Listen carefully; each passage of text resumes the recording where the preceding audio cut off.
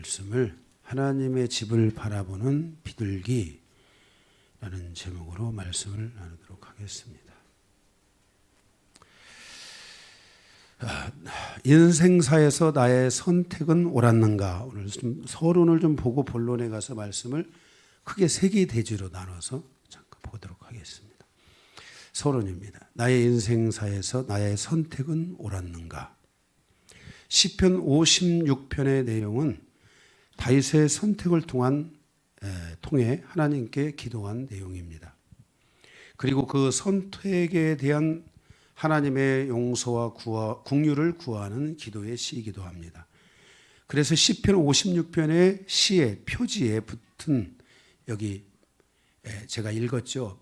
다윗의 믹담시 할 때 그 믹담시라는 말은 하나님께 용서를 구하고 속죄를 구하는 시다라는 뜻입니다. 다윗은 자신의 인생사에서 자신의 집을 이스라엘이라고 생각했습니다. 그런데 그는 자신의 집을 버리고 자신의 집으로부터 버림을 받고 또 도망가는 신세가 되어 이스라엘의 적으로 생각하는 블레셋의 거처를 얻으려고 그곳으로 망명을 하고 그곳에 붙잡히고 그렇습니다. 이 시편을 통해 자신의 선택이 얼마나 부끄러운 선택이었는지를 고백하면서 하나님께 용서를 구하는 시이기도 합니다. 자신을 죽이려는 사람들 때문에 블레셋으로 수렁어 들어갔지만 그래서 그는 그 자신이 하나님 앞에 부끄러웠던 것 같습니다. 자신의 집을 떠난 다윗은 하나님의 집을 나가 그 하나님의 집을 바라보고 있는 모습을 보여주고 있습니다. 그래서 시편 56편을 통해 드러난 다윗의 마음은 거기 주제 가운데 있죠. 요낫 엘렘 르우김에 맞춘 노래다 그랬습니다. 여기 요낫 엘렘 르우김이라는 말은 상수리 나무에 있는 비둘기다라는 뜻으로 하나님의 그 비둘기가 하나님의 집으로 돌아가기를 원하며 집을 바라보는 것으로 자신의 마음을 표현하고 있는 시가 바로 이 시편 56편입니다. 구약에 보면 아브라함은 그 땅에 흉년이 들어 애굽에 간 적이 있습니다. 신약에 보면 예수님과 그의 가족은 예수를 죽이려고 하는 세력을 피해서 애굽으로 간 적이 있습니다. 이처럼 인생사의 어떤 위기 앞에 자신이 원하지 않는 선택을 하였던 믿음의 사람들은 자신이 가야 할 집을 바라보며 슬퍼하고 그리워하고 사모하는 마음을 갖습니다. 또한 하나님이 원하고 있는 정하신 처소에 가야 할 사람들의 여정이 있습니다. 나의 부르심의 여정이 어디로 향하고 있는지를 알아야 합니다. 하나님께서 나의 영혼을 새롭게 소생시키는 여정을 이미 예정하여 주셨다면 우리는 그의 부르심을 통해서 자신의 영혼을 회복시키는 기회로 삼아야 하고 비둘기처럼 하나님의 집을 바라보며 그 집으로 돌아가고자 하는 그 갈망과 그 집으로 돌아가고자 하는 그 기회를 엿보는 마음과 그 집을 선택하고자 하는 마음이 항상 하나님을 향하여 열려져 있어야 합니다. 이러한 여정은 매우 특별한 여정이며 중요한 여정입니다. 다윗이 그 하나님의 집을 바라보는 비둘기에 비유해서 하나님의 집으로 돌아가고자 갈망했던 마음이 없었다면 결코 다윗의 시대는 열리지 않았을 것입니다. 이거 관계가 있을지 모르지만 이 나라를 사랑하는 사람들이 독립을 외치고 그죠? 다시 해방된 국가를 맞이하고자 하는 갈망과 그러한 움직임이 없었다면 아마 대한민국은 사라지고 지금 그 발자취는 우리 가운데 지워졌을 것이라고 생각합니다. 이스라엘 백성들이 2000년 동안 세계 여러 나라에 흩어져 유리하며 살았지만 그들은 항상 하나님의 땅 예루살렘으로 이스라엘의 땅으로 돌아가고자 갈망했고 지금도 그들은 그 땅으로 돌아가고자 갈망하고 있는 사람들이 수도 없이 많습니다. 이렇게 하나님의 집으로 돌아가고자 하는 자, 하나님이 원하는 곳으로 돌아가고자 하는 자, 하나님의 땅으로 돌아가고자 하는 자, 하나님이 부르신 그 부르심을 따라 가고자 하는 자, 하나님이 원하는 그곳에 있기를 갈망하는 자, 이러한 자들의 그 갈망은 특별한 것이며 하나님은 이러한 자들에게 큰 은혜를 베푸셔서 그들의 마음을 만족해 하시고 그들의 부르심에 대하여 하나님이 축복하신다는 것을 기억하시기 바랍니다. 오늘 다윗의 이러한 마음이 담겨져 있는 시편이 56편인데 56편을 세 개의 대지로 나눠서 함께 하나님의 말씀을 나누고자 합니다. 첫 번째 1절에서 3절입니다. 인생사의 위기를 기회로 만들어 가기 위해서 하나님을 놓으면 안 된다라는 것입니다. 인생에서 누구나 위기는 있습니다. 인생의 위기에서 핵심은 그 위기를 어떻게 넘기느냐 하는 것입니다. 위기를 어떻게 넘기냐를 통해서 위기가 기회가 되는 경우가 너무나 많다는 것을 우리는 기억해야 합니다. 하나님을 믿는 사람들은 인생의 위기를 기회로 만들 수 있는 사람이 되어야 됩니다. 저도 제 목회와 제 인생의 여정에 절대적인 위기 속에 있었을 때 그 위기의 순간에 하나님을 바라보는 그 하나님을 바라보는 과정을 통해 저는 다시 하나님이 원하는 목회자로서의 진정한 여정을 열어낼 수 있었습니다. 이처럼 우리는 우리 인생의 위기를 기회로 만들 수 있는 자들이 돼야지 인생의 위기에서 절망하고 낙심하고 하나님을 놓치고 하나님을 잃어버리는 자가 된다면 그는 그 순간의 위기뿐만 아니라 그는 영원한 것에 대한 위기를 맞이할 수 있다는 것을 알아야 됩니다.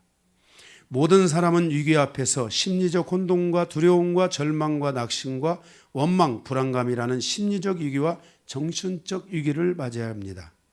이러한 위기를 틈타고 사단의 집요한 공격이 있을 수 있다는 것을 알아야 합니다. 만약 내가 어떤 사단의 공격을 받은 상태에 있었다면 그것은 나의 인생사의 여정에 위기가 있었는데 그 위기의 시간 속에 내가 방심하고 내 자신을 방치하고 내 자신이 사단의 들어오는 공격들을 제대로 인지하지 못하여 그것을 내 안에 뭔가 허락했기 때문에 발생한 사건이라는 것을 우리는 알아야 됩니다. 그러므로 우리는 다시 새 힘을 얻어서 그 사건으로 가서 그 과거의 사건들의 것들을 다 파쇄하고 그 사건으로부터 나 자신을 분리시키는 치유의 과정이 있어야 되고 그 치유를 일으키는 게 기도이고 그 치유를 일으켜주는 정말 중요한 요소가 바로 말씀이라는 사실을 기억하고 여러분들은 말씀을 통해 하나님을 붙들고 믿음을 붙들어서 내 과거사의 아픔과 고통을 이제 떼어내고 이제 오늘이라는 영원한 현재형의 하나님이신 그 하나님을 만나기 위해서 오늘이라는 내게 주어진 이 시간을 나에게 소중한 시간으로 여기고 여러분들이 이 시간에 전심전력하여 갈 수 있는 그런 믿음의 여정이 열려야 될 줄로 믿습니다. 이러한 때에 인생사에서 돌아봐야 할 핵심은 무엇인가? 어떻게 하면 넘어지지 않을 수 있는가? 어떻게 하면 다시 회복의 길로 나갈 수 있는가? 그것은 답을 먼저 말씀드리면 무엇보다도 크신 하나님을 놓으면 절대로 안 됩니다. 여러분들이 하나님을 이렇게 잡았으면 하나님을 놓으면 안 됩니다.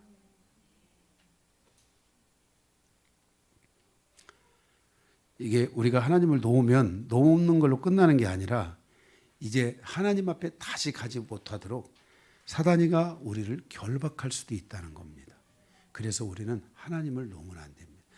나의 삶의 은혜라는 시간, 은총이라는 시간, 치유와 회복이라는 시간은 내 인생에 몇 번 올지, 한 번 올지, 두 번 올지, 몇 번 올지 모르는 아주 중요한 아주 절대적 타이밍입니다. 우리는 이 타이밍이 나에게 얼마나 소중한 시간인가 하는 것을 여러분들이 잊으면 안 됩니다. 저는 제가 2006년도에 죽기 위해서 기도하러 갔던 그 기도의 시간, 모든 것이 절망이었고 모든 것이 고통의 시간이었지만 그 절망의 순간을 저는 지금도 잊지 않고 있습니다. 그리고 늘 하나님을 의지합니다. 여러분들의 삶에 있어서 이런 하나님을 붙든 자들은 그 붙들었던 그 시간을 망각하고 잃어버리기 시작하면 여러분들의 삶에 믿음에 대한 혼란이 올 수 있고 위기가 올 수 있고 그 시간은 위기에서 더 나가서 여러분들이 다시는 그 시간으로 돌아가지 못하도록 사단이 나를 공격할 수 있다라는 것을 알아야 됩니다. 그래서 우리가 이제는 이런 것들을 공격을 허락하면 안 됩니다. 그래서 여러분들이 믿음의 충만함을 갖기 위해서 말씀의 충만함을 갖고 성령의 충만함을 갖는 이런 시간들을 여러분들이 놓고 계속해서 기도하며 가야 될 줄로 믿습니다. 1절에 보면 사람이 나를 삼키려고 종이를 치며 압제하나이다. 2절에 원수들이 종일 나를 삼키려 하나이다.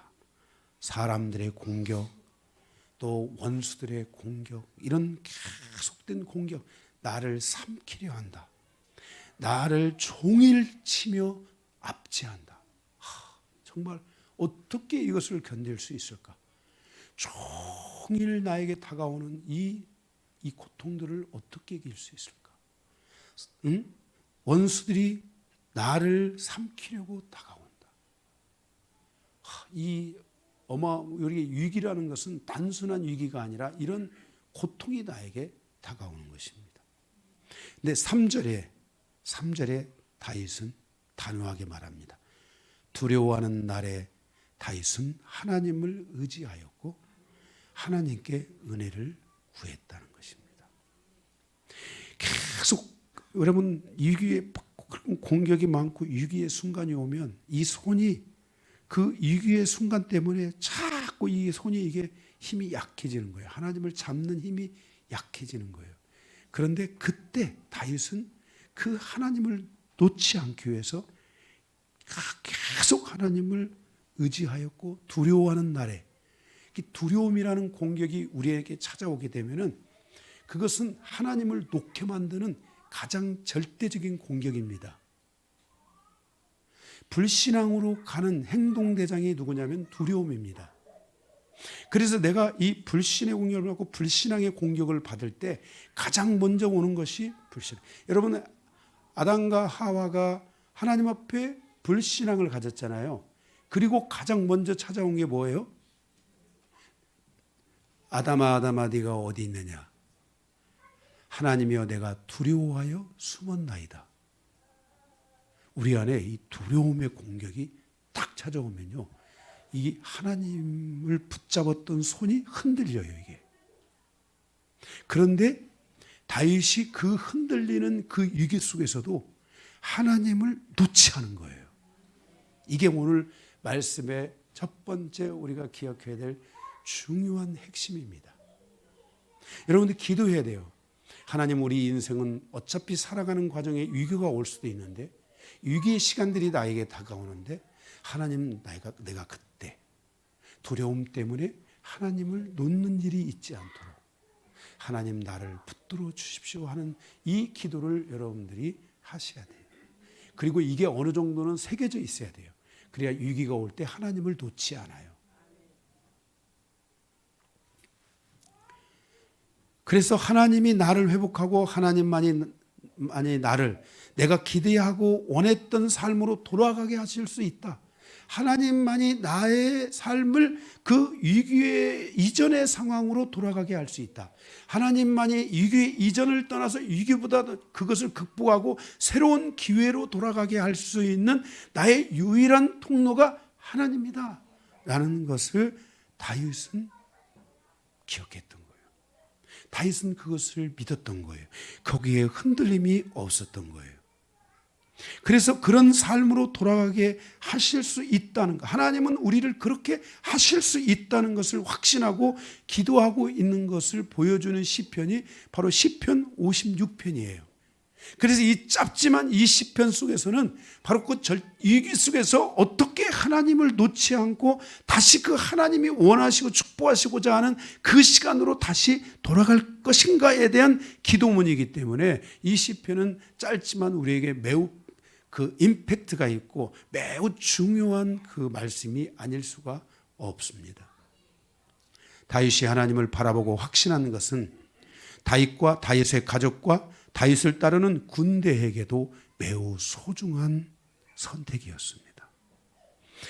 제가 하나님을 붙들었던 것은 저희 가족들에게 있어서 너무나 순중한 선택이었어요. 왜냐하면 제가 하나님을 붙들고 살아나니까 저희 아내가 살아나고 저희 큰아들, 저희 작은아들, 그리고 그 안에 또 짝들이 생기면서 짝들이 살아나고 또 우리 손주까지 살아나고, 우리 가족만 놓고 보더라도 그것은 너무나 중요한 사건이고, 그리고 저를 따르고 여러분들이 여기 나와서 함께 우리가 교회를 이루는 여러분들의 이 인생사의 여정에 대한 것까지 포함한다면 이것은 매우 중요한 부분이에요.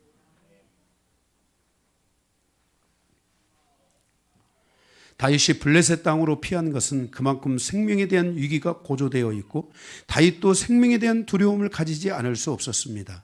성도의 생명이 성령으로 충만한 가운데 죽는 것은 복이지만 인생의 위기에서 하나님을 떠나 있는 가운데 죽는 것은 결국 가장 크고 영원한 위기예요. 다윗에게 지금 큰 위기가 온 거예요. 응? 만약에 내가 그 하나님의 이스라엘 땅에서 죽었으면은 다윗을 그래도 추종하는 자들이 다윗은 사울의 공격을 받다 죽었지만 그는 믿음의 용사였다, 이렇게 평하잖아요. 그런데 다윗이 블레셋 가서 죽었다 그러면 아이고 그럼 결국 블레셋 가서 죽더만은 그럴 줄 알았어. 다윗이라는 이름 두 자가 어딘가로 다 사라지는 거야. 영어 알파벳으로 5개의 알파벳이 사라지는 거야. 응?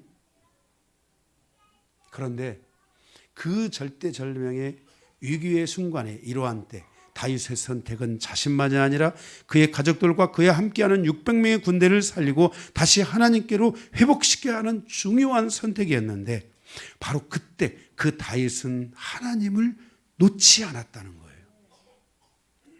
문제와 위기 앞에 누구나 두려움은 존재해요. 그러나 믿음의 사람들은 두려움만큼이나 믿음의 선택도 중요하다는 걸 알아야 돼요. 여러분들이 두려움을 이기는 방법은 단 하나밖에 없어요. 믿음이에요. 내가 만약에 불신에 대한 공격을 받았다, 그것을 완전히 축사하고 뿌리 뽑는 것은 단 하나밖에 없어요. 믿음이에요. 이 불신앙과 불신의 공격이 두려움이기 때문에, 행동대장이 두려움이기 때문에 이 행동대장이 꼼짝 못하는 것은 믿음, 불신이 내 안에 떠나는 것은 믿음. 그래서 성도는 믿음이 강해져야 되고 강력한 믿음을 여러분의 심령 안에 가질 수 있고자 해야 돼요. 모든 믿는 사람들은 믿음으로 시작해서 믿음으로 끝내는 여정을 선택해야 되고, 믿음을 향해서 믿음이 있는 곳에 믿음의 확신과 함께 가기 위해서 무엇보다도 하나님께 대한 믿음이 약해지지 않도록 자기 믿음을 견고하게 뿌리를 내릴 수 있어야 돼요. 많은 사람들이 위기와 어려움 속에서도 문제가 되는 것은 하나님께 대한 믿음이 약해졌다는 것이에요. 그러므로 믿음 안으로 들어가지 못하고 하나님을 선택하지 못하는 최악의 선택을 하고 있다는 것이에요. 그래서 많은 사람들이 교회를 떠나고 교회를 떠나면 하나님을 떠나고, 하나님을 떠나면 영혼을 떠나는 시간들이 오게 되면서 다시 하나님을 붙잡을 수 있는 기회조차 완전히 사라지고 있는 것이 현재 우리가 살아가고 있는 바로 그 믿음이라는 상황에서 이루어지고 있는 것들이라는 거예요. 성도는 믿음으로 시작해서 믿음의 여정으로 끝내야 합니다. 믿음의 집으로 가야 합니다. 오늘 다윗이 그 비둘기가 그 집을 바라보며 했던 그 마음과 같이 성도는 항상 하나님의 믿음으로 돌아가고자 하는 이 하나님을 붙잡는 이 믿음을 놓치면 안 됩니다. 내가 아무리 어려워도 하나님을 놓으면 안 되고 하나님의 은혜를 포기하면 안 됩니다. 하나님을 포기하는 것은 결국 모든 것을 포기하는 것이며 영원한 것을 포기하는 것입니다. 시편 56편에 상수리 나무에 앉아있는 비둘기를 연상시키고 있다는 것은 비둘기의 속성처럼 자기 집으로 돌아가야 한다는 절박함을 버리지 않았다는 것입니다. 우리가 이렇게 하나님을 향한 믿음의 이 절박함들이 필요합니다. 제가 정말 절대적 위기 속에서 다시 하나님의 집으로 돌아가야 되겠다. 2006년도에 다시 하나님께로 돌아가야지. 이 마음을 가지고 제가 하나님을 향하여 선택을 하지 않았다면 과연 나의 삶에 이제는 하나님께로 돌아갈 수 있는 시간이, 진정한 시간이 있었을까? 후회하고 또 후회하고 또 그 아픈 상처와 고통을 기억하고 추억하고 추론하면서 나에게 아픔과 고통을 주었던 자들을 되뇌이고 그들을 돌아보면서 그들을 나의 인생의 원수처럼 생각하고 살지는 않았을까? 그러나 내가 하나님 앞으로 돌아가고자 하는 그 절망, 그 절박함보다도 내가 갖고 있는 상처는 결코 큰 것이 아니었습니다. 저는 하나님께로 돌아가고자 하는 그 절박함이 너무나 컸던 것입니다. 어떠한 상황과 선택 속에서도 결국 믿음의 사람들은 믿음으로 돌아가야 한다는 것을 시편은 우리에게 가르쳐주고 있는 것입니다. 이러한 삶의 결과가 너무나 아름다운 결과라는 것을 우리에게 암시해주고 있습니다. 너희가 믿음으로 돌아가기만 한다면, 너희가 다시 하나님께로만 돌아간다고만 하면 내가 너희에게 줄 놀라운 열매들을 너희는 거두게 될 것이다. 사랑하는 성도 여러분, 여러분의 인생의 여정이 믿음으로 끝나는 아름다운 여정이 되시길 바랍니다. 인생사는 누구든지 위기를 맞이할 수 있습니다. 그러나 우리는 절대로 하나님을 놓으면 안 되고 결국 믿음의 결과로 나아가야만 하는 것입니다. 그럴 때 우리 앞에 사망의 죽음의 열매가 있는 것이 아니라 생명과 회복의 열매를 우리는 거둘 수 있게 될 것입니다. 고린도전서 15장 57절에 그러나 우리 주 예수 그리스도로 말미암아 우리에게 승리를 주시는 하나님께 감사하노라. 그리스도 안에서 죽은 자들은 사망을 이길 수 있다고 말씀하고 있습니다. 고린도전서 15장 58절에 그러므로 내 사랑하는 형제들아 결실하며 흔들리지 말며 항상 주의 일에 더욱 힘쓰는 자들이 되라. 이는 너희 수고가 헛되지 않은 줄을 알미니라.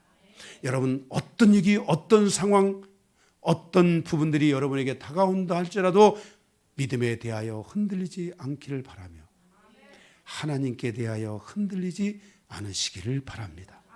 오늘 여러분이 이 시편을 보며 56편을 가슴에 되새기고 나도 다윗처럼 믿음으로 시작해서 믿음으로 끝내리라.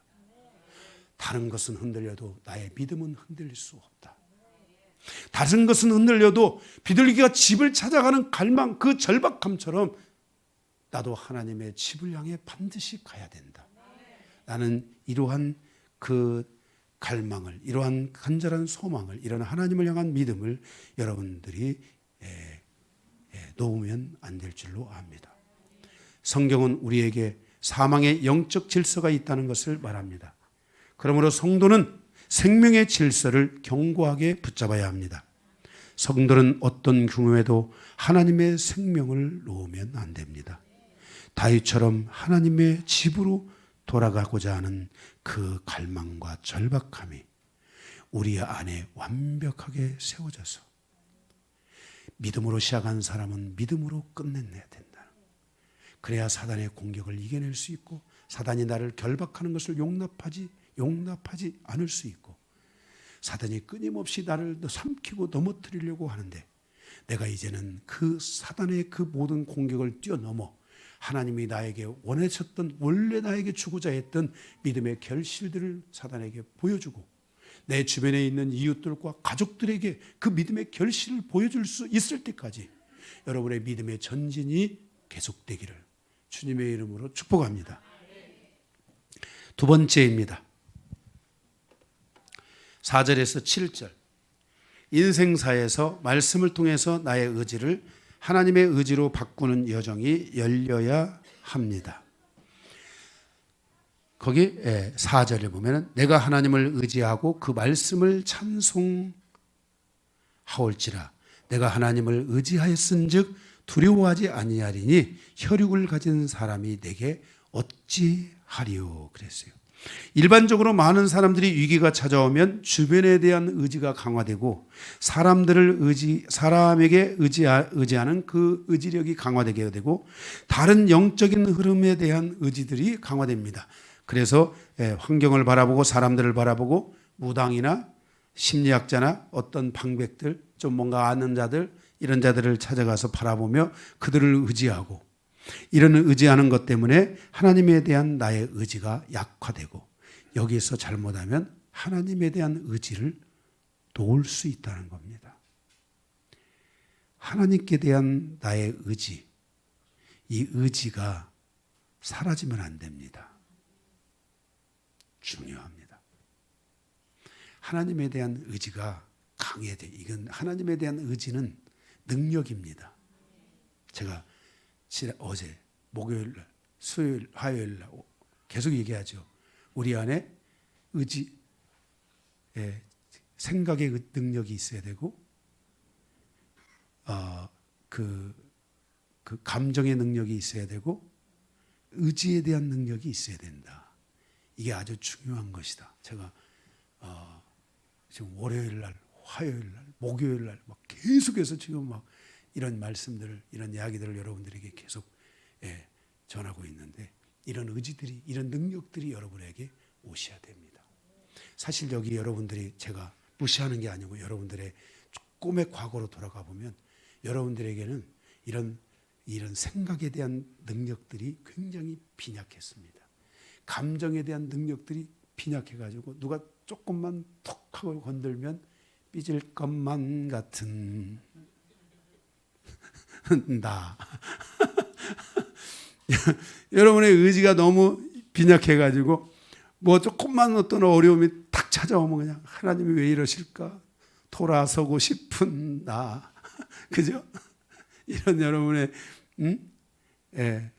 이런 것들이 너무 여러분들이 약해서 그동안 많이 힘들었던 거예요. 그런데 여러분이 이제 신앙을 갖고 하나님을 여러분들이 알기 시작하고 하나님에 대한 지식들을 갖고 내 백성이 지식이 없어서 망한다 그랬는데 이제는 여러분들이 하나님에 대한 지식을 갖고 하나님은 지식의 하나님이라 하나님은 우리의 지식을 달아본다 그랬거든요. 그러니까 여러분들이 이제 하나님에 대한 지식들을 강화시키고 여러분들이 그 과정을 통해서 이제는 여러분들의 삶이 이런 하나님에 대한 지식들이 강해지니까 어려움이 있어도 환경을 바라보지 않고 사람을 바라보는 거. 무당에게는 또 절대적으로 안 가고 심리학 어떤 방법에도 가지 않는 거예요. 오늘 우리 여기 그 방상덕 집사님이 그게 말씀하시더라고요.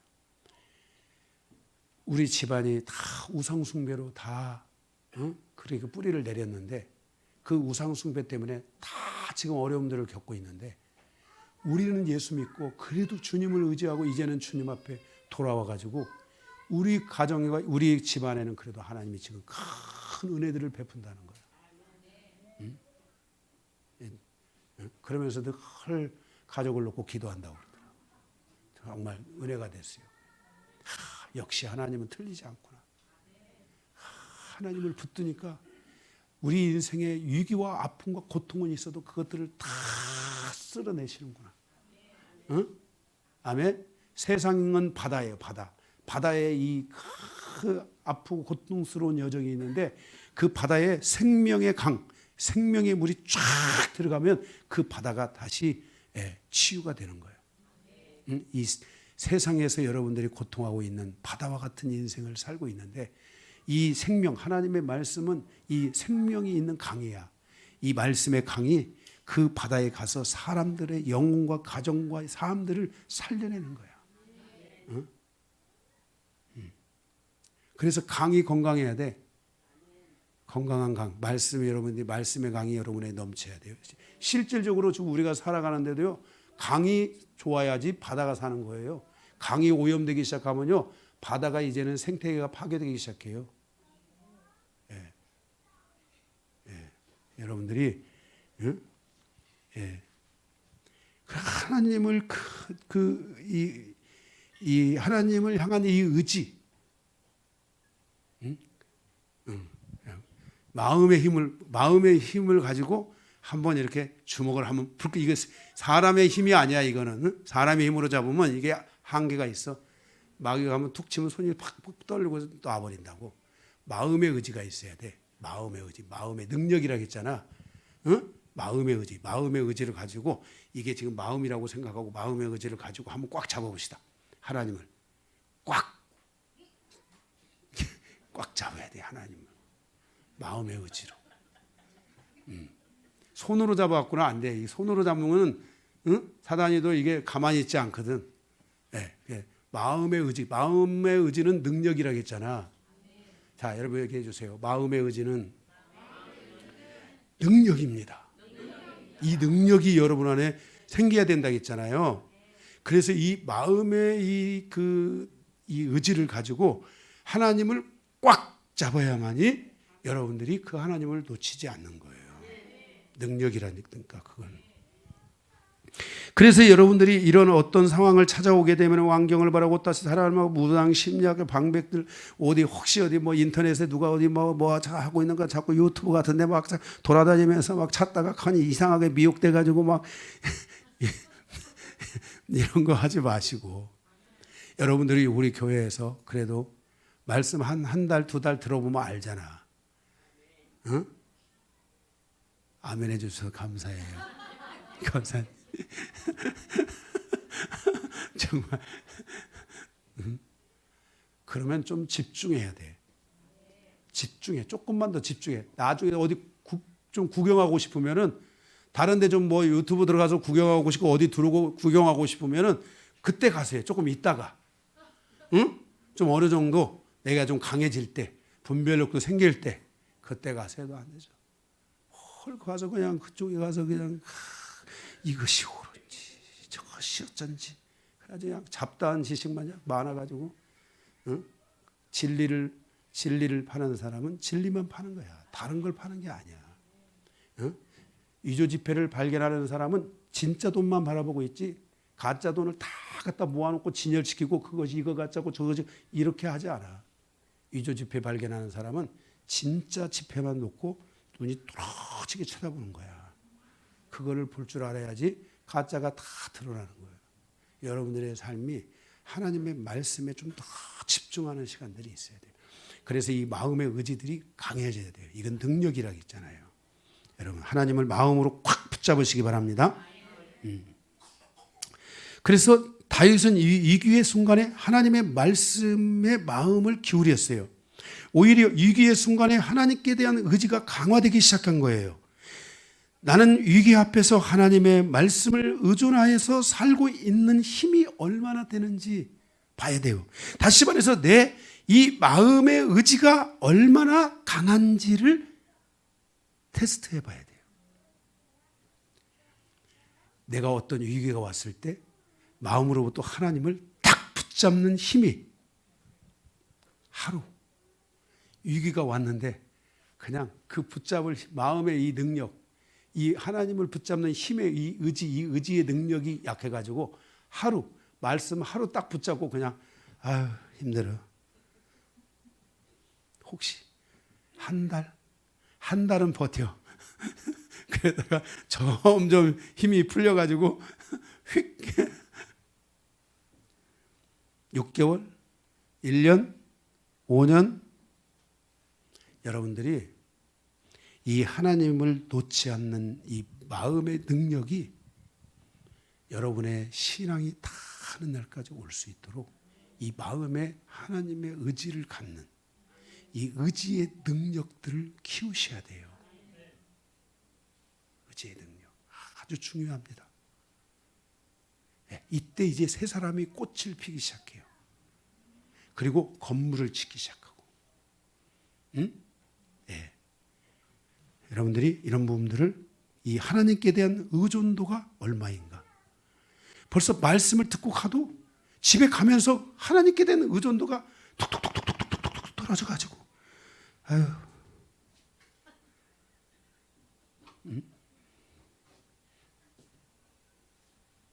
그냥 오늘 여러분들이 스스로가 한번 생각해 보세요. 내가 이 주일날 말씀을 듣고 나의 이 말씀에 대한 의존도가 얼마나 있는지.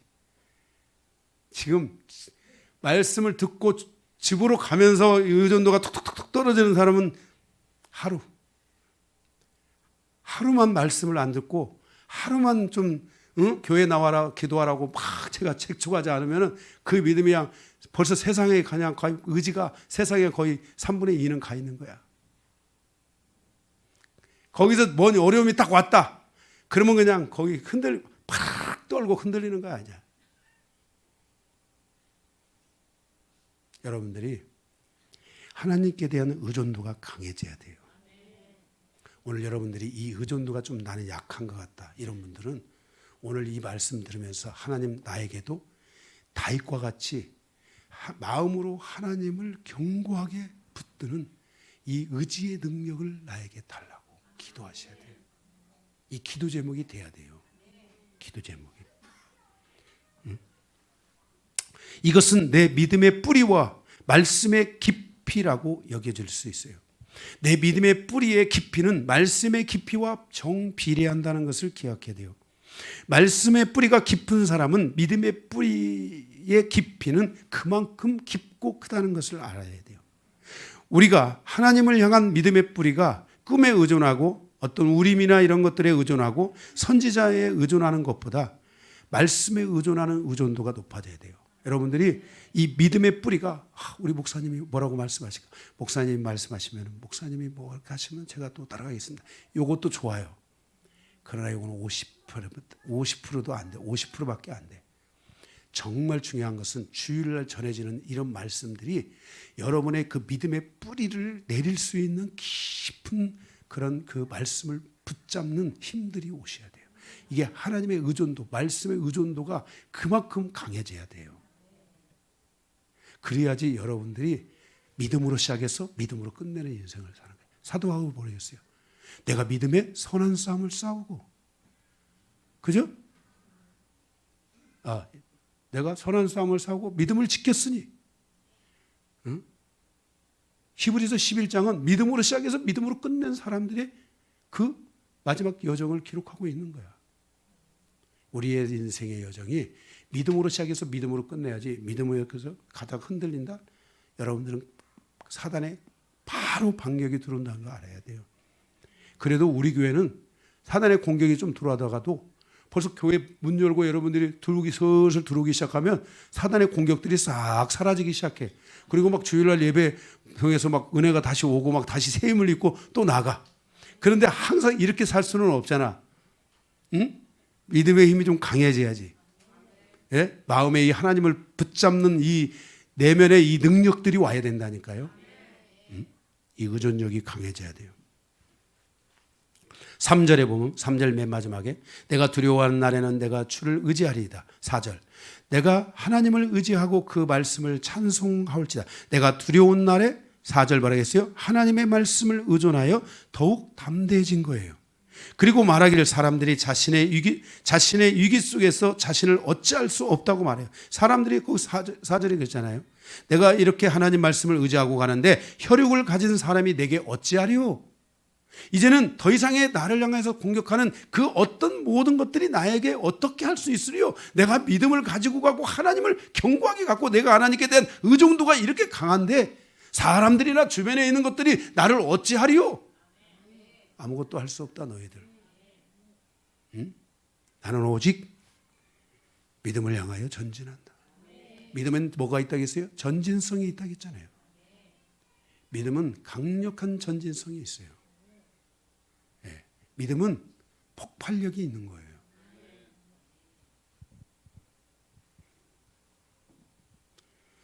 자신을 흔들 수 없고 자신을 함정에 빠뜨릴 수도 없고 자신이 가는 믿음의 여정이 사람들 때문에 흔들릴 수 없다고 다윗은 말하고 있어요.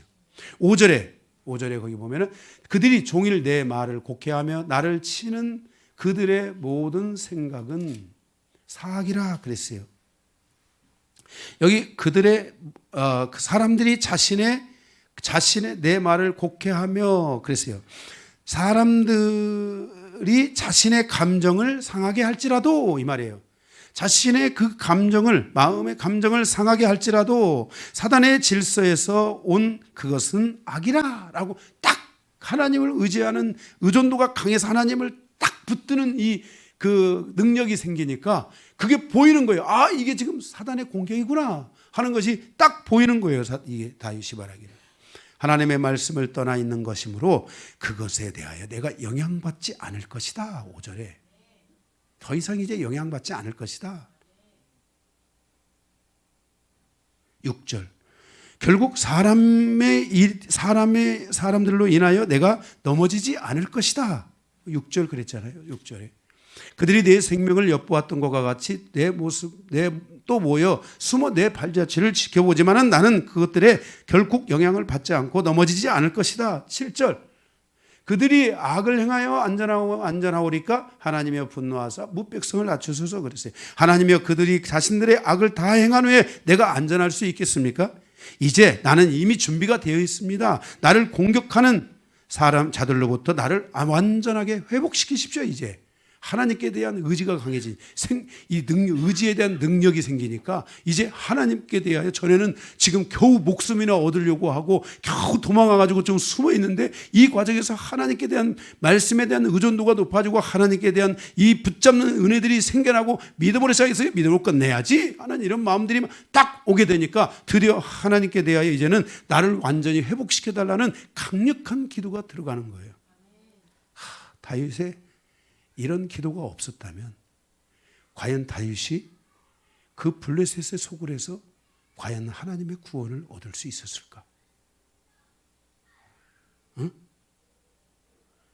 그리고 블레셋으로 흡수되어져 간 다윗을 누가 얼마나 인정할 수 있었을까? 아니, 그곳에 들어가서 그들의 가족과 그들의 그를 따르는 600명의 군대는 어떤 위기를 맞이했을까? 다윗은 하나님 앞에 자신을 완전히 회복시켜달라고 이제는 강력하게 주장하는 거예요. 이런 기도의 의지는 뭐라겠어요? 능력이라 그랬어요. 마음에 하나님을 붙잡는 의지, 그것은 능력이라 했어요.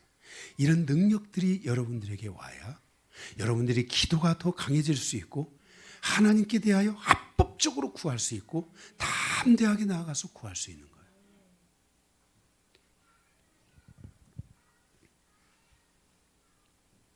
결국 다윗이 넘어지지 않고 승리할 수 있었던 것은 하나님 말씀에 대한 의존도를 높였기 때문입니다.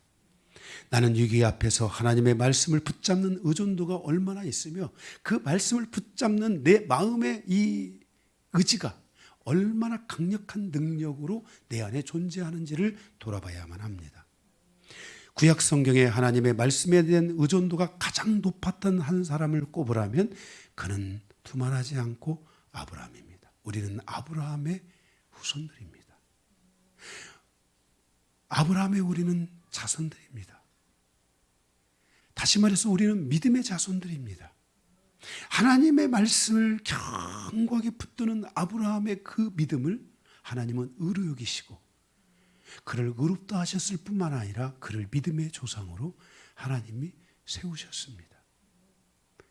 말씀을 붙드는 힘이 믿음의 조상이 되게 한 것입니다. 여러분들도 이 하나님의 말씀을 붙드는 이 힘이 믿음의 조상으로 가는 길이라는 걸 알아야 됩니다. 예수님께서 복음서에서 많은 사람들을 치유하는 과정에서 그들이 하나님을 붙드는 의존도가 높은 자들을 향하여 말하기를 너도 이제 아브라함의 자손이라. 사랑하는 성도 여러분, 이 지금 아브라함 이후에 구약 성경에서 이렇게 하나님의 말씀에 대한 강력한 의존도를 가진 한 사람을 뽑으라면 우리는 두말하지 말고 시편을 기록한 다윗을 꼽아야 한다는 것을 기억해 주시기 바랍니다.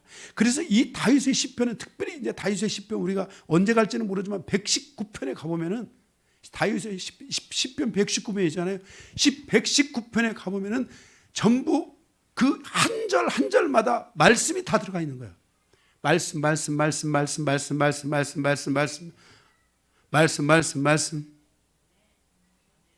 아멘 해주셔도 감사하고 뭐 안 해줘도 어쩔 수 없죠. 뭐 여러분의 다 할 거라고 믿으니까 마음으로 다 하셨죠 이미.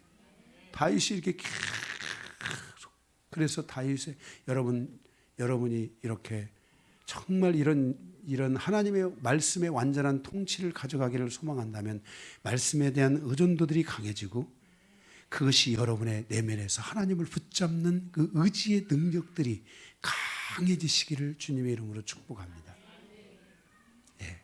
말씀이 어떤 상황이 오면 말씀이 막 의존도가 강한 사람은 말씀이 막 톡톡톡 터져서 나오고 막 말씀을 다시 톡 붙잡고 막 톡 일어서고 말씀을 붙잡고 톡 일어서고 말씀을 잡고 톡 숨도 쉴 그럴 것도 없어요. 톡 잡고 일어나고 톡 잡고 일어나고. 응? 응? 여러분 그거 저기 혹시 어린 시절에 갖고 놀아보셨어요? 그 뭐죠? 오뚜기? 오뚜기 어떻던가요? 조 권사님 혹시 어릴 적에 엄마가 오뚜기 사주셨어요? 안 사주셨구나. 그 뭐지? 그 오뚜기 맞지 않나? 그게? 맞죠? 우리 최 지사님 오뚜기가 뭐냐고 그러니까 또 오뚜기가 나도 내가 틀린 줄 알고 또 오뚜기 최 지사님도 오뚜기를 안 사줬구나. 엄마가. 정말 빛날이 자매야 엄마 아빠 오뚜기라도 하나 사다 드려라. 그리고 하루 종일 가서 좀 7박 8일 오뚜기 세워놓고 좀 그거 보고 좀 믿음이 더 견고해지시도록. 응? 넘어뜨릴 수가 없어요. 그냥 오늘 차고 올라오니까. 그죠? 이런 말씀의 의존도가 강해지기 시작하면요. 이렇게 탁탁탁탁 하나님 말씀 붙잡고 그냥 툭툭툭툭툭. 우리 인생은 다 연약한 거예요. 여기 완전한 사람이 있어요? 여러분 여기 뭐 준비된 사람이 있어요?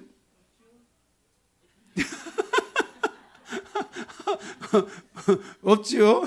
네, 없어요. 우리는 다 연약해요.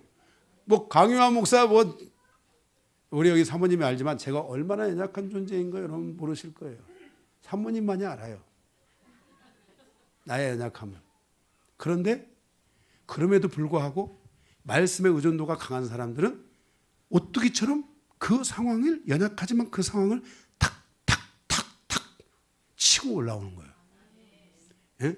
그래서 여러분 안에 이 내면에 이 하나님을 붙들고 말씀을 붙드는 이 의존도, 의지에 대한 이게 바로 능력이라는 거예요. 이게 이 의지의 능력이 여러분 안에 강하게 올라오시기 시작해야 돼요. 그래서 여러분 안에 이렇게 돼요. 무슨 일이 있으면 믿음 인생을 살다 보면 그런 일이 다 있는 거지. 나는 뭐 그렇다고 해서 내 믿음은 안 흔들려. 자, 옆에 얘기 한번 해주세요. 나는 무슨 일이 있어도 내 믿음은 안 흔들려.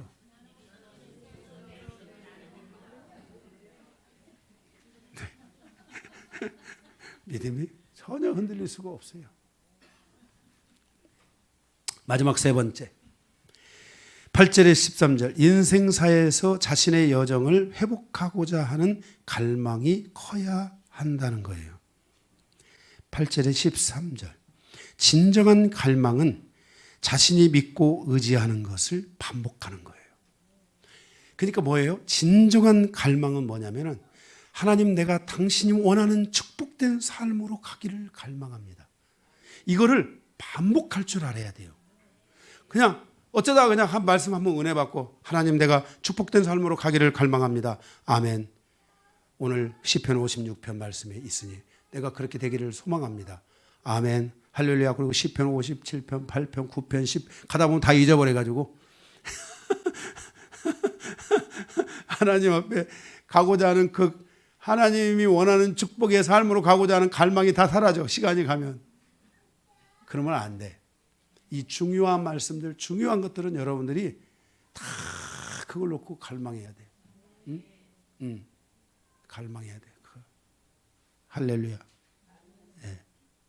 제가 우리 여기 그렇게 꼭 해야 된다는 건 아니에요. 이해신 권사님 제가 이제 그 신방을 전에 한번 가가지고 방에 들어가니까 거기다가 글씨라도 이뻐야지. 무슨 글씨가 그 애들 작대기 같이 해가지고 글씨가 그냥 사방팔방으로 흩어지는 이상한 글씨를 해가지고 거기다가 다 이것저것 다 써가지고 이거 목사님이 말씀하신 겁니다. 이게 다 도배를 해놨어. 도배를 그러다 이게 제가 한 말이에요. 아, 내가 이런 얘기를 했어요. 나도 모르는 이야기를 다 포함해서 거기다 다 붙여놓고 네, 네. 여러분들이 그렇게 하라는 건 아니. 그렇게 안다 하고 말씀 안 붙잡으면 무슨 소용이 있어? 그렇죠? 말씀을 벽에다 그래 붙일 수 있으면 붙이세요. 그러나 자꾸 마음으로 가져오고 그것들을 반복할 줄 아는 능력이 있어야 돼요. 여러분 주신 중요한 말씀, 나의 인생에 꼭 필요한 거, 하나님이 나에게 말씀하시고 있는 것들에 대해서는 여러분들이 기도에다가 놓고요 반복을 해야 돼요. 반복. 반복. 그래야지 외워지거든요. 반복해요. 제가 이런 그 말씀이나 이런 여러 현대의 막 말씀에 대한 이런 것들을 제가 여러분들한테 이렇게 갖고 나오기까지는 제가 얼마나 많이 그려보고 얼마나 많이 훈련을 했겠어요. 정말 제가요 어떤 제가 책 같은 거는요 한 번 읽고요 그거를 다 정독해서 필요한 것들을 막 쓰고 그걸 또 쓰고 그거를 계속해서 묵상하고 막 그러면서 하나님 앞에 간 거예요. 이것이 나에게 내 완전히 저의 그 마음속에 이게 다 그려지고 심겨지도록. 응? 여러분도 반복을 할 줄 알아야 돼요. 8절에 보면 8절에 이 갈망을 보세요. 이 다윗의 여정의 이 회복하고자 하는 갈망 거기 8절 나의 유리함을 주께서 계시하셨사오니 나의 눈물을 주의 병에 담으소서 이것이 주의 책에 기록되지 아니하였나이까. 하나님은 나의 믿음의 날들을 계수하거든요. 그리고 그 안에 흘려진 눈물을 병에 담아달라는 거예요. 그리고 그 믿음의 여정이 하나님의 책에 기록되어 있지 않습니까? 묻는 거예요.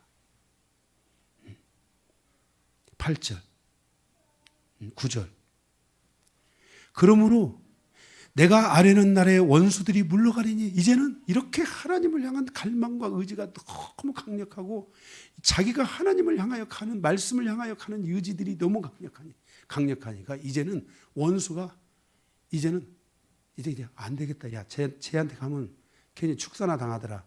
쟤한테 가봐야 괜히 이게 맞박 만들 쳐맞고 안 되겠더라. 가자 하고 얘네들이 이제 알아서 가는 거야. 물러가야 돼. 원수들이.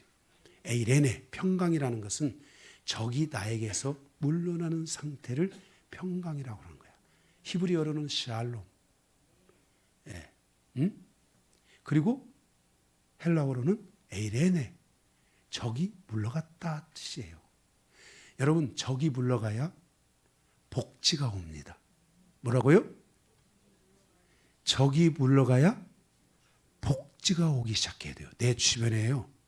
내 인생사의 여정에 적들이 사라져야 돼요. 그리고 나를 향하여 축복하는 이들이 많아지고 나를 사랑하는 이들이 많아지고 나를 위로하는 이들이 많아지고 이런 사람들이 많아지기 시작할 때 이것을 우리는 적이 물러나니까 좋은 사람들이 붙는 거야. 그때 복지가 이루어져. 에이레네가 복지야. 헬라어도 모르고, 아멘도 안 하고, 그냥 꿈뻑꿈뻑 복지가 맞아? 그게 에이레네가? 그래서 여러분들이 인생의 여정에 적을 만들지 마. 있는 적도 감당 못하면서, 자꾸 적을 만들지 말고 그거를 자꾸 여러분들이 이렇게 밀어내. 지혜롭게 적이 사라지도록. 그리고 계속 하나님께만 집중해. 그렇게 하면 복지가 열린다고. 예, 그래서 우리 모든 성도들의 삶에 이 에이레인의 은혜가 오기를 저는 기도하고 있어요. 예, 계속해서 열려져야 돼요. 원수들이 물러가야 돼요. 10절에 내가 다시 나오는 거예요. 내가 하나님을 의지하여 그 말씀을 찬송하며 하나님 여호와를 의지하여 그의 말씀을 찬송하리이다. 그러니까 뭐예요? 계속해서 하나님을 의지하고 말씀을 의지하는 마음들이 계속 오는 거예요. 아멘? 네, 11절에 내가 하나님을 의지하였은즉 두려워하지 아니하리. 드디어 뭐가 떠나가는 거예요? 두려움이 싹 떠나가는 거예요. 불신앙적 마음, 불신의 마음들, 두려움의 그 불신의 공격들이 싹 떠나가기 시작하니까 내 안에 믿음이 확 들어오는 거예요. 하나님을 믿고 말씀을 믿는 그 믿음이 강해지기 시작하는 거예요. 네. 그래서 그런 두려움이 떠나가니까 이제는 뭐예요? 사람이 내게 어찌하리요? 그 어떤 사람도 나를 함부로 할 수 없다. 그 어떤 사람도 나에게 대하여 그렇게 다가올 수가 없다라는 것을 말씀하고 있어요. 그러면서 12절에 하나님이여 내가 주께 서원함이 있사온즉. 여러분 주께 서원하지 않은 사람은 없죠. 여러분 은혜 받을 때 서원하잖아요. 뭔 서원을 해요? 쓸데없는 소원을 하는 게 아니라 여러분들이 쓸데없는 소원들은 제가 민수기 강의할 때 그랬죠. 그건 다 예수의 보혈 안에서 그런 소원들은 그거 갚지 않아도 된다고. 응? 네, 쓸데없는 그런 손실들을 여러분들이 가질 필요 없다고 그랬어요. 그런데 우리가 진짜 소원한 게 있어요. 하나님 앞에. 하나님의 말씀대로 살겠습니다. 하나님의 뜻대로 살겠습니다. 여러분들이 아마 어떤 상황에서든지 간에 여러분들이 힘들고 어려울 때든지 무슨 상황이든지 은혜 받을 때든지 뭐든지 여러분들이 하나님 앞에 이 기도를 반드시 한 분들이 있어요.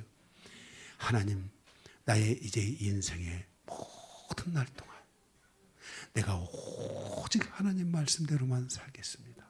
내가 오직 하나님의 뜻대로만 살겠습니다. 이렇게 서원하신 분들이 있죠. 이게 진짜 서원이야. 하나님께 드린 서원. 내가 가장 중요할 때 하나님께 드렸던 서원들. 이 서원을 통해서 감사제를 드린다는 것은 뭐예요? 내가 그 서원대로 살겠다라는 거예요. 할렐루야. 여러분들이 하나님의 뜻대로 살기로 서원했던 분들 하나님 뜻대로 사시기를 바랍니다. 말씀 붙잡고 사시기 바랍니다. 예, 그렇게 가시기 바랍니다. 마지막 13절. 주께서 이 생명을 사망에서 건지셨으며 주께서 나로 하나님 앞 생명의 빛에 다니게 하시려고 실족하지 아니하게 하지 아니하셨나이까 하면서 질문을 던지고 끝나요. 그게 뭐예요? 결국은 내가 믿음으로 사는 자는 믿음으로 살아야 되고 믿음으로 끝내야 된다는 것들을 가지고 하나님 앞에 나와서 믿음을 선택했는데 그 블레셋이라는 그 생명의 절대적 위기 앞에 있었던 그 다윗이 하나님을 붙드는데 그 붙들기를 잘한 것이 뭐냐면은 결국은 믿음의 선택을 한 자들에게 주는 하나님의 위대한 열매가 있다는 것을 깨달은 거예요.